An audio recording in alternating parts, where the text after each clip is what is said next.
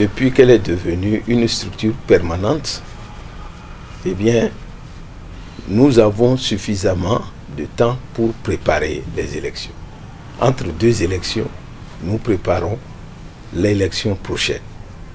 Et c'est pour ça que la Sénat n'a pas attendu la convocation du corps électoral pour commencer les préparatifs de l'élection présidentielle. En amont de la convocation du corps électoral, nous avons mené un certain nombre d'activités. Vous avez eu l'occasion de nous voir en atelier, en train de nous pencher sur l'appropriation du code électoral.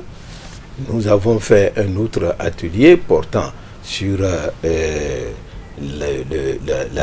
la charte des partis politiques, et nous nous sommes aussi penchés sur la question de la formation des agents électoraux. En dehors de ça, nous avons aussi élaboré le budget des élections que nous avons soumis au gouvernement. Il a donné lieu à une conférence budgétaire comme le prévoit la loi, et nous avons aussi tenu un certain nombre de réunions nous permettant justement de nous préparer progressivement à l'organisation de l'élection, au niveau interne et même au niveau externe.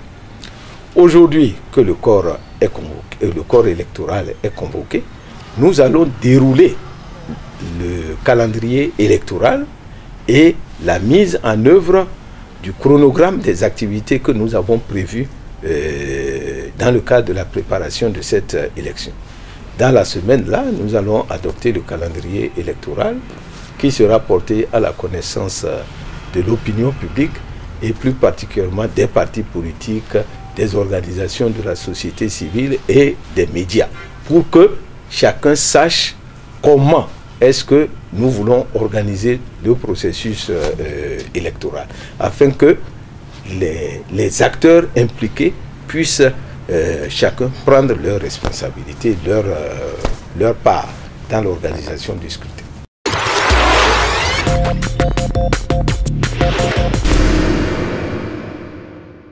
Nous avons élaboré un budget en tenant compte de nos besoins. Il s'est fait qu'au niveau des arbitrages, parce que ça a toujours été comme ça depuis toujours, nous élaborons un budget que nous soumettons à l'attention du gouvernement. Et c'est le gouvernement qui, en fonction des moyens dont il dispose, dit « voilà ce que je peux vous donner ». C'est ce qui s'est passé. Ce n'est pas de façon délibérée qu'ils ont dit « non, on ne va pas, on va couper votre budget ». Non, ce n'est pas comme ça que ça s'est passé. C'est à l'issue d'un certain nombre de discussions. Cela dit, un budget n'est jamais suffisant, comme vous pouvez vous en douter. Mais nous sommes responsables et nous allons essayer d'organiser les élections avec les moyens qu'on met à notre disposition. S'il y a des problèmes, en ce moment-là, nous allons aviser et nous allons voir ce qui pourra être fait pour que les élections s'organisent dans la paix. Et le gouvernement, je crois, est dans cette disposition-là. Nous, on vous promet des élections transparentes, libres et apaisées. C'est ce que nous pouvons, c'est notre rôle. Nous ne pouvons pas faire autre chose. Et nous ne pouvons pas dire, parce que c'est tel régime qui est là, voilà comment on va organiser les élections. Non. Nous organisons les élections sur la base du code électoral. C'est vrai qu'il y a dans le code électoral un certain nombre d'innovations. Nous allons appliquer ce code électoral avec ces innovations. À savoir, par exemple, la question sur la caution à apporter, la question du quitus fiscal, la question de l'attribution des sièges, la question également de l'impossibilité de déposer des alliances de partis. Voilà des nouveautés. Nous, on n'a pas fait la loi, on est chargé tout simplement de l'appliquer et nous allons l'appliquer.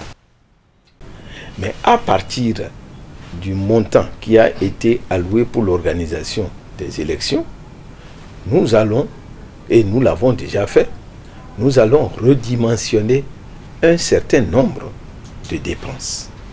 Mais il y a des dépenses incompressibles. Ça veut dire que si nous avons des ressources, nous allons affecter ces ressources-là à ces dépenses incompressibles de façon prioritaire. Si il y a d'autres dépenses à faire, nous allons d'abord des dépenses qui n'entrent pas directement dans le cadre des élections ou qui ne peuvent pas obérer sur l'organisation des élections, eh bien nous allons les laisser de côté. Donc pour l'instant, nous allons faire avec le budget qui a été alloué. Et comme je vous l'ai dit, nous avons dit au gouvernement que s'il y avait des problèmes, nous allons retourner vers eux et leur faire part des problèmes que nous rencontrons.